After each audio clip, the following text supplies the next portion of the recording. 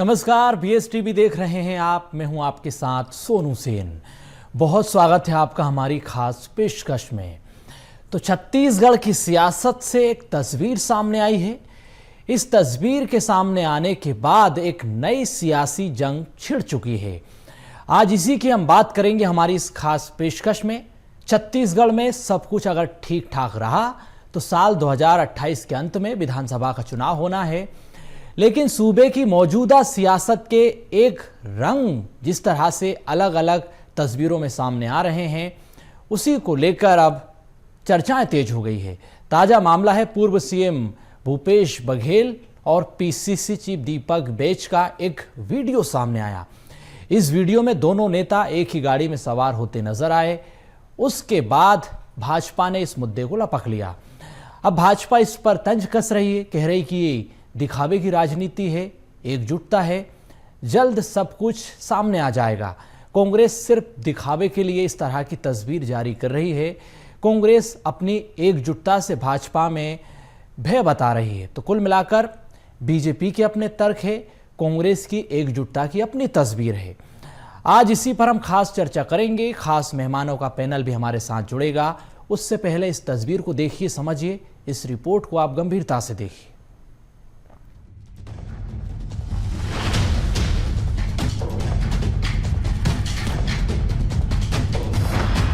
कांग्रेस के प्रशिक्षण शिविर से निकली एक नई तस्वीर।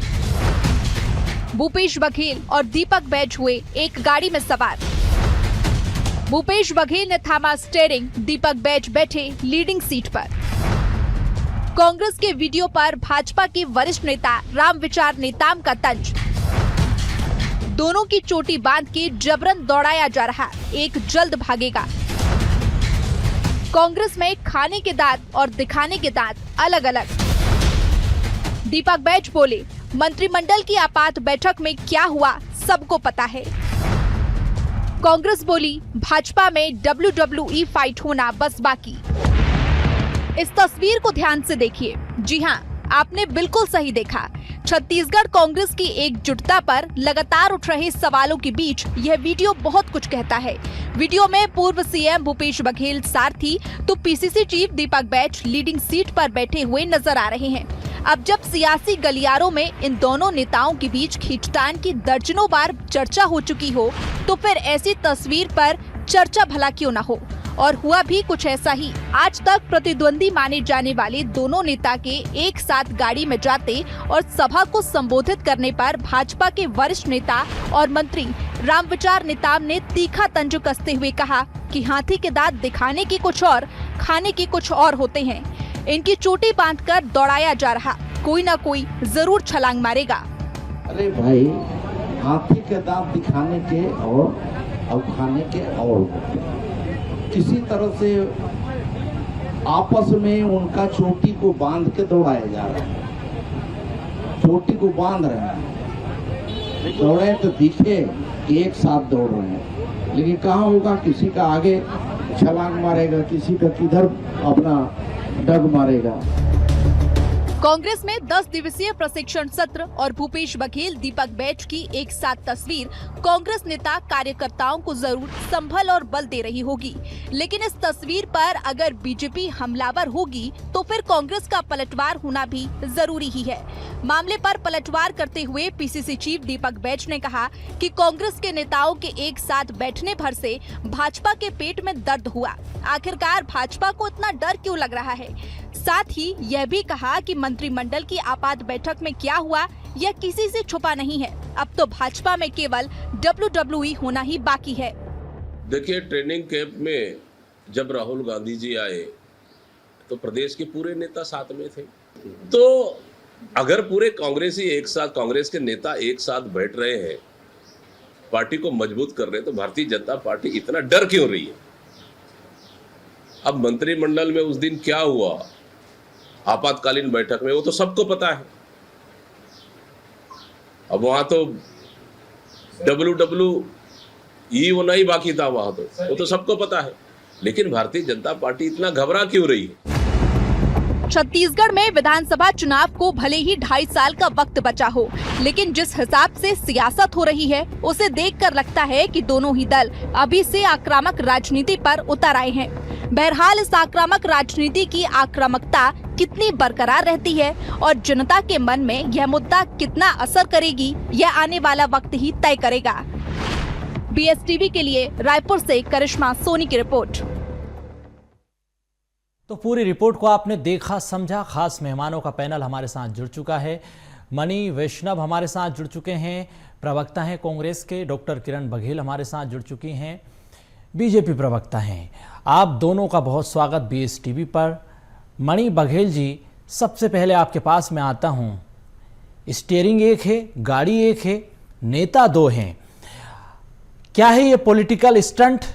क्या है इस पॉलिटिकल पिक्चर के मायने? जरा बताइए, समझाइए। कांग्रेस की एकजुटता पर सवाल हैं।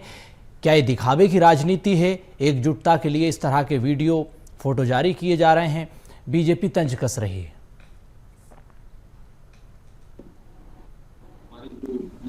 नेता तो लगातार इस तरह साथ मिलकर चलते आए हैं। ये सिंगरी हुई और कई बार ऐसा देखा होगा कि अलग अलग नेताओं के एक साथ ऐसे दृश्य लगातार आते रहते हैं और ये कोई दिखाने के लिए। कांग्रेस पार्टी में वास्तविकता में एकजुटता है और लगातार ये दृश्य भी अंदर भी एक साथ है, बाहर भी एक साथ है। जहाँ तक भारतीय जनता पार्टी के आरोप की बात, तो भारतीय जनता पार्टी में तो निचले स्तर पर इतनी ज्यादा राजकीय और इतनी ज्यादा आपसी की व्यवस्था है कि भाजपा नेता को एक भाजपा नेता दूसरा भाजपा नेता जिंदा जलान दे रहा है रेत भाग के विवाद में। तो ऐसी स्थिति है भाजपा नेताओं की। यहाँ पर अमर अग्रवाल भी अलग है, यहाँ पे अलग अलग व्यक्तियों के अलग अलग बूथ है, अलग अलग बूथ है भारतीय जनता पार्टी में। तो भारतीय जनता पार्टी हमें ठीक तरीके से प्रयास करे। हमारे जो है बाहर देश से देखने के लिए वैसे ही अंतर भी है हमारे नेताओं में, कार्यकर्ताओं में, सभी में एकजुटता है। बिल्कुल, बड़ी महत्वपूर्ण बात आपने कही है। मणि जी, 28 में चुनाव होना है, कांग्रेस पूरी तरह से तैयार है और बीजेपी की पूरी प्लानिंग जिस तरह से गुड गवर्नेंस को लेकर है, मजबूत संगठन सामने है, ऐसे में आप कैसे काउंटर नैरेटिव खड़ा करेंगे जनता के बीच? कौन सी योजनाओं को लेकर, कौन से मुद्दों को लेकर जाएंगे? ये भी एक सवाल। एकजुटता से ही काम नहीं चलेगा, मुखरता से आवाज उठानी होगी जनता की। गुड गवर्नेंस की बात, कहीं पे गुड गवर्नेंस नहीं। लगातार जनता बेहाल है, परेशान है डबल इंजन की सरकार है और लगातार यहाँ अभी कृषि का सीजन है और यहाँ पे ना खाद मिल रहा है, ना पानी ढंग से मिल पा रहा है। हर प्रकार की समस्या है। बिजली बिल को लगातार 5वीं बार जो बढ़ाया गया बिजली बिल को, बिजली बिल से लगातार जनता परेशान है, महंगाई से परेशान है। अपराध तो हर दूसरे कितने बड़े बड़े अपराध हो रहे हैं और उससे भी जनता परेशान है। तो गुड गवर्नेंस की बात तो यहाँ पे कई तरह है। और आज के दिन चुनाव करा गया है तो भारतीय जनता पार्टी का धारणा बिल्कुल निश्चित है और कांग्रेस पार्टी तो एकजुटता से शुरू से काम कर रही है। चलिए, बिल्कुल मैं आपके पास आऊंगा। डॉक्टर किरण बघेल, आपके पास मैं आता हूं। किरण जी, जिस तरह से एक पॉलिटिकल पिक्चर सामने आई कांग्रेस के भीतर की, जो भीतर है वही बाहर है, इसमें कोई असमंजस की स्थिति नहीं है। कांग्रेस एकजुट है, संगठन को मजबूत करने का काम हो रहा है, जनता के बीच जाने की पूरी तैयारी है, सरकार को घेरने की रणनीति बना रहे हैं। इसमें दिक्कत क्या है? अगर सभी नेता एकजुट हैं, एक गाड़ी में सवार हैं, स्टीयरिंग एक है तो बात की दिक्कत नहीं है, मगर इसका दूसरा एंगल भी ये भी है कि अगर हम पुराना कार्यकाल देखते हैं भूपेश बघेल जी का, तो पहले उन्होंने पुराने नेताओं को दरकिनारा किया, चाहे वो धीरेन्द्र साहू हो या सत्यनारायण शर्मा हो। उनके जितने भी प्रतिद्वंदी थे उनको उन्होंने धीरे धीरे किनारा किया। उसके बाद आए दीपक बैज के बारी। आप देख सकते हैं दीपक बैज से उनका कभी भी नहीं पटा, लेकिन अब चूंकि टीएस बाबा अध्यक्ष पद की रेस में है, देवेंद्र यादव भी बहुत बढ़िया तरीके से प्रदेश अध्यक्ष के रूप में प्रोजेक्ट हो रहे हैं, तो कहीं ना कहीं भूपेश बघेल जी को अपनी जमीन खसकती नजर आ रही है, कहीं ना कहीं अपने आप को कम पाए जा रहे हैं। यही कारण है कि अब उनको एक शील्ड के रूप में दीपक बैज को अपने साथ रखना एक मजबूरी है, ना कि इनकी मंशा है।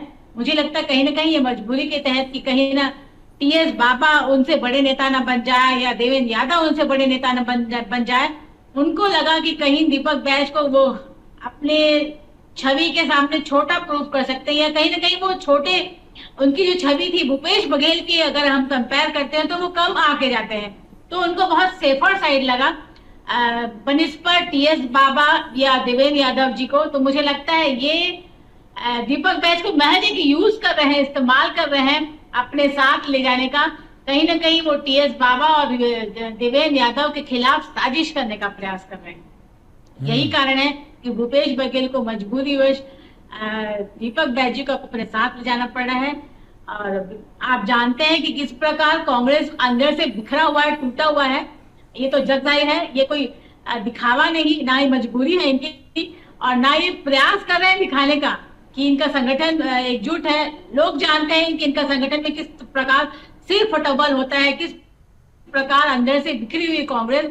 मुझे तो यही लगता है कि दीपक बैज जी को अपना साथ रखना भूपेश बघेल जी की सिर्फ और सिर्फ एक मजबूरी है। वैष्णव जी, अभी से पॉलिटिकल एज लेने का काम शुरू हो गया है, पॉलिटिकल लॉबिंग शुरू हो चुकी है, अलग अलग गुट में अलग अलग मैसेज पहुंचाने की कहीं ना कहीं कोशिश हो रही है चुनाव से पहले ही। देखिए, जो भारतीय जनता पार्टी के प्रवक्ता है बघेल, ये अपनी भारतीय जनता पार्टी की संस्कृति और परंपराओं को यहाँ बता रहे हैं। हमारे यहाँ से कोई परंपरा नहीं है, हमारे यहाँ ऐसी कोई रस्साकशी नहीं है। यहाँ पे हर नेता का अपने स्थान है, हर किसी का सम्मान है। जो लोग भूपेश बघेल जी के साथ हैं, वही लोग टीएस सिंह जी के साथ है, वही प्रदेश अध्यक्ष जी के साथ है। तो कहीं पे यहाँ गुटबाजी वाली बात नहीं है। हम सब एक हैं और एक साथ मिलकर भारतीय जनता पार्टी के जो शासन है उसके खिलाफ हम लड़ाई लड़ रहे हैं। और भारतीय जनता पार्टी में एक हद तक है। यदि हाल ही में एक खबर आई थी कि योग दिवस के दिन के कार्यक्रम में स्थानीय विधायक उत्तर साहू जी, इनका फोटो गायब कर दिया गया था। उनका बयान सामने आया कि भाई किसके इशारे पर मेरा फोटो हटाया गया। तो ऐसी तमाम चीजें भारतीय जनता पार्टी के अंदर से लगातार सामने आती रहती है। हाल ही में लंबी चौड़ी बैठक थी, उसमें बहुत सारी चीजें सामने आई। जो रस्साकशी जो है वो वास्तव में भारतीय जनता पार्टी के अंदर संगठन के अंदर है, सरकार के अंदर। कांग्रेस पार्टी में कहीं भी इस प्रकार की रस्साकशी नहीं है। जहाँ हम सब एक है और एकजुट होकर काम कर रहे हैं और शासन के विरुद्ध हम लड़ाई है। डॉक्टर किरण बघेल, रस्साकशी तो बीजेपी के भीतर भी चल रही है, किसी का फोटो गायब किया जा रहा है, तो प्रशिक्षण शिविर को लेकर भी सवाल उठाए जा रहे हैं। अगर कांग्रेस मजबूती के साथ सभी नेता चुनावी मैदान में एकजुटता के साथ काम करते हैं तो किस तरह की चुनौतियां आप देख रही हैं? देखिए, भाजपा के सामने कोई भी चुनौती नहीं है। भाजपा एक चुनाव के बाद दूसरे चुनाव के लिए में लग जाती है। और रही बात कांग्रेस की, तो जनता के बीच में जाने के लिए मुद्दा चाहिए होता है। विकास का मुद्दा हो या जन कल्याणकारी योजना को लेकर जनता के बीच में जाना ही एक मुद्दा रहता है। कांग्रेस के पास मुझे लगता है ना इनके पास कोई संगठन मजबूत है, ना ऐसा कोई मुद्दा है जो ये जनता के पास लेके जा सके। अपने पिछले कार्यकाल की ऐसा कोई भी इनके पास उपलब्धि नहीं है कि जनता के बीच के पास लेके जा सके। साथ ही साथ हमारे सरकार की इतनी सारी उपलब्धि है और हमारे सरकार के इतनी सारे अचीवमेंट है, इतने सारे जन कल्याणकारी योजना जिससे लाभान्वित बिल्कुल है जनता। तो मुझे लगता है कांग्रेस के पास तो कोई मुद्दा ही नहीं है जनता के पास जाने का। तो जब जनता के पास जाने के पास कांग्रेस के पास मुद्दा ही नहीं, तो हमारे पास चुनौती क्या हो सकती है? हंसी आ जाएगी, हास्यास्पद बात मुद्दा नहीं है कांग्रेस के पास ऐसी बातें हास्यास्पद बात है, हंसी आ जाएगी। इतने सारे मुद्दे हर घंटे में एक नया मुद्दा पड़ता है। भैया, जनता जानती है, उन्होंने हमारे 15 साल का कार्यकाल भी देखा है, उन्होंने 5 साल के आपका कार्यकाल भी देखा है। 15 साल में और 5 साल में क्या क्या विकास के कार्य हुआ, इस प्रकार आप ये बताइए, कांग्रेस की सरकार के पूरे योजना, जितनी भी योजना थे, हर विभाग में भ्रष्टाचार हुआ। ऐसा कोई भी विभाग नहीं था मणि जी जहाँ पे अपराध कंट्रोल में है। जनता जानती है आपके ही भारतीय जनता पार्टी के नेता अपनी भारतीय जनता पार्टी के नेता को जिंदा जला दे रहे मसारी को लूटने का काम किया। छत्तीसगढ़ सिर्फ एक एटीएम महज बन के रह गया था आपके केंद्र के नेतृत्व के लिए। भूपेश बघेल जी सिर्फ एटीएम कार्ड बन के रह गए थे। जहां भी डॉक्टर किरण, जिस तरह से मुद्दों की फहरिस्त गिनाई है वैष्णव जी ने, किरण जी आप कह रहे हैं कि मुद्दे नहीं हैं, लेकिन वैष्णव साहब ने जो मुद्दों की फहरिस्त गिनाई है पेट्रोल डीजल की समस्या, भ्रष्टाचार की समस्या, किसानों को खाद नहीं मिल रहा है, युवाओं को रोजगार नहीं मिल रहा है, महिलाओं के खिलाफ जो अत्याचार हो रहे हैं, आदिवासियों के खिलाफ जो उत्पीड़न अत्याचार हो रहे हैं। तो मुद्दे तो बहुत गिनाए हैं, आप कह रहे हैं कि मुद्दे नहीं हैं। अब जब मुद्दे हैं तो फिर सरकार की क्या प्लानिंग है, सरकार इस पर काम क्यों नहीं कर पा रही है, ये भी बता दीजिए आप।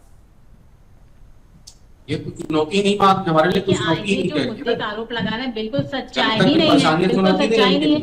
इनके समय में कांग्रेस के कार्यकाल में किस प्रकार वर्मी कंपोस्ट के नाम पे 1 रुपए में गोबर लेकर 1000 में वैष्णव साहब सुन तो लीजिए, वो कुछ कह रही हैं, आपने अपने मुद्दे गिना दिए हैं, अब वो कुछ कह रही हैं तो उसको सुनिए भी आप। जी किरण जी, बात रखिए अपनी। प्रकार बिल्कुल सोनू जी, किस प्रकार पिछली सरकार में किस प्रकार किसानों को वर्मी कंपोस्ट के नाम पे सिर्फ मट्टी परोसा जा रहा था, 1000 रुपया बोरा। किस प्रकार 2 रुपए किलो में गोबर लिया जाता था और 1000 में वर्मी कंपोस्ट लेने के लिए बाध्य किया जाता था। यूरिया और अन्य खाद की व्यवस्था आप देख सकते किस तरह बुरा हाल था कांग्रेस शासनकाल में, जब हमारी सरकार पूरे भारत में सबसे ज्यादा 31 रुपए प्रति क्विंटल जब कीमत दे रही है, महतारी योजना दे रही है, किसानों को मुफ्त बिजली दे रही है, तो इनके पास कौन सा मुद्दा रह गया। रोजगार की बात करें तो बम्पर भर्तियां हो रही सोनू जी हमारी सरकार में। महिलाओं की बात करूं तो महतारी बंधन योजना हो, दुर्गावती योजना हो, सभी को देखिए हमारी सरकार हर मोर्चे में बिना भ्रष्टाचार के जनहित कल्याणकारी योजनाओं के साथ जनता की सेवा कर रहे हैं। यही कारण है, वैष्णव जी, यही कारण है कि कांग्रेसियों के पेट में दर्द है और 2.5 साल पहले इनको चुनाव की तैयारी करने पे मजबूर किया जा रहा है। बिल्कुल। जब वैष्णव जी आपको लग रहा है कि सरकार पूरी तरह से विफल है, तो फिर आप तमाम कांग्रेस के नेता कार्यकर्ता एकजुट होइए, एक छतरी के नीचे आइए, काम कीजिए, जनता के बीच जाइए, सरकार की विफलता को गिनाइए। एक एक गाड़ी में क्यों निकल रहे हैं? एक गाड़ी लगातार प्रदेश में आंदोलन हो रहे हैं, जनता के साथ कंधे से कंधा मिलाकर हम इस सरकार के खिलाफ खड़े हुए, चाहे खाद की मांगो, चाहे रोजगार की मांगो, चाहे महंगाई की मांगो, लगातार तमाम मुद्दे हर दूसरे घंटे में यहाँ भारतीय जनता पार्टी की सरकार में मुद्दे पैदा हो रहे हैं। अपराध तो रुक ही नहीं रहे हैं, इतने बड़े बड़े अपराध कभी हुए ही नहीं। छत्तीसगढ़ भारतीय जनता पार्टी के नेता खुद हकीम उड़ा रहे हैं, यहाँ पे भारतीय जनता पार्टी के नेता भारतीय जनता पार्टी के नेता को ही जिंदा जलाते रहे रेत फाटीवाद में। ऐसी ऐसी बड़ी घटनाएं इस प्रदेश में जो पहले कभी देखी नहीं गई, ऐसी ऐसी घटनाएं हो रही है, अभी रुकते ही नहीं।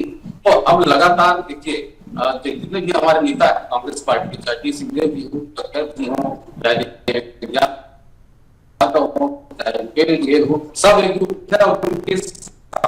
सब एक सारे कार्यकर्ता है। हर दूसरे चलिए आपको एक बड़ा आंदोलन प्रदेश में देखने बिल्कुल सरकार के खिलाफ, तो हम लगातार उतर रहे हैं सरकार के खिलाफ, शासन के खिलाफ, और हम इसे हटाकर ही रहेंगे। डॉक्टर किरण, आरोप तो आपके संगठन पर भी लगते हैं कि आंतरिक कलह गुटबाजी आपके संगठन के भीतर भी है, रस्साकसी आपके संगठन के भीतर भी है, अलग अलग गुट आपके भीतर भी है, लेकिन ईडी सीबीआई बड़े नेताओं के डर की वजह से कोई बोल नहीं पाता है, तो आंतरिक लोकतंत्र पर भी अब सवाल उठ रहे हैं।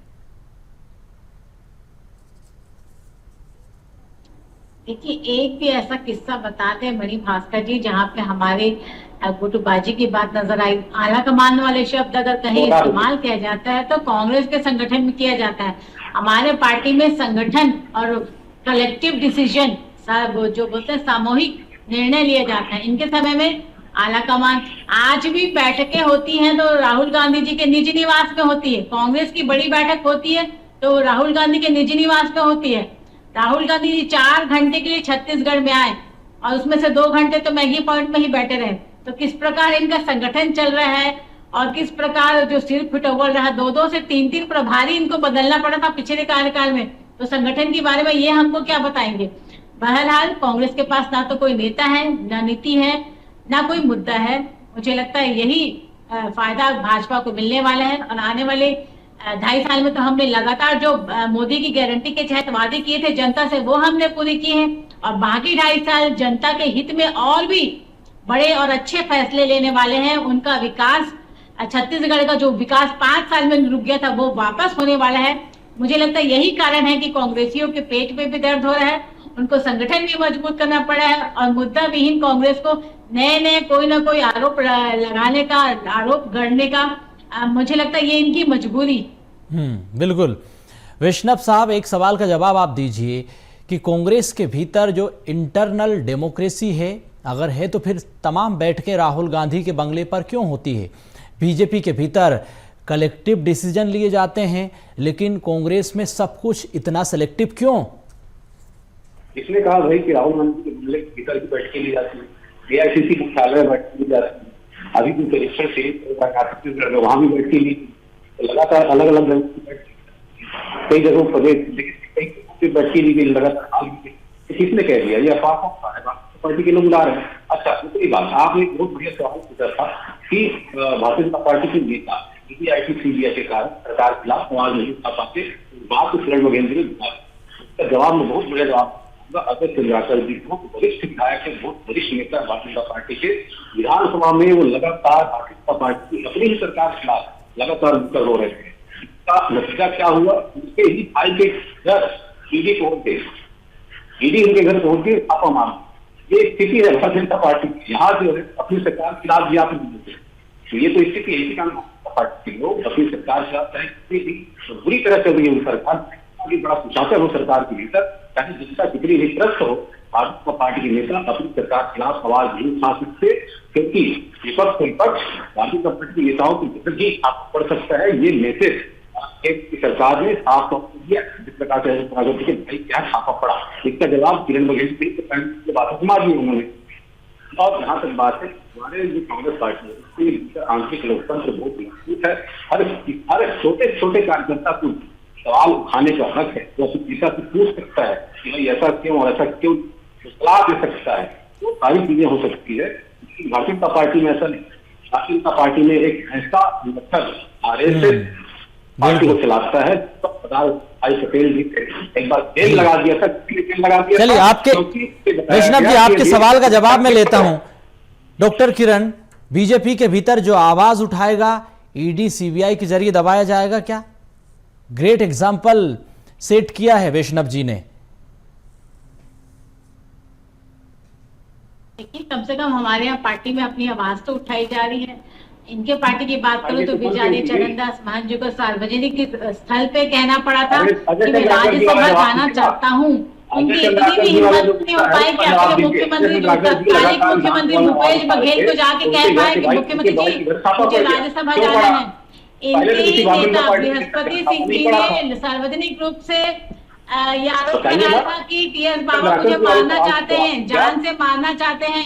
इनके ही मंत्री टीएस सिंहदेव जी ने अपने पद से इस्तीफा दिया था, गरीबों को प्रधानमंत्री आवास मुहैया नहीं करा पा रहे हैं। तो आपके पार्टी में तो आपकी पार्टी में तो अपनी आवाज उठाने का मौका ही नहीं मिलता है। मणि जी, हमारे पार्टी में तो आवाज उठाते हैं, आपके पार्टी में तो नेताओं को आवाज उठाने का ही मौका जब अपने पार्टी के खिलाफ आवाज उठाई थी तो उनको बेचारी को टिकट तक नहीं दिया गया। लेकिन आपके घर के भीतर भारतीय जनता पार्टी के भीतर अगर कोई आवाज उठाता है सरकार के खिलाफ या संगठन के खिलाफ, तो आप खुद एग्जाम्पल देख सकते हैं मणि जी, आप खुद देख सकते हैं किस प्रकार चरणदास महंत जी, टीएस बाबा जी, किस प्रकार बृहस्पति सिंह जी को अपने ही पार्टी में आवाज उठाने की सजा मिली, किस प्रकार उनको दरकिनारा किया गया। चलिए, एक आखिरी सवाल वैष्णव साहब, एक गाड़ी के भीतर दो नेता सवार हुए, ऐसी कोई सी गाड़ी है जिसमें तमाम नेता एक ही गाड़ी में सवार हो जाएं, आगे भी रहेंगे चुनाव के दौरान भी? लगातार होते रहे, लगातार पहले भी होते रहा, कोई नई बात नहीं।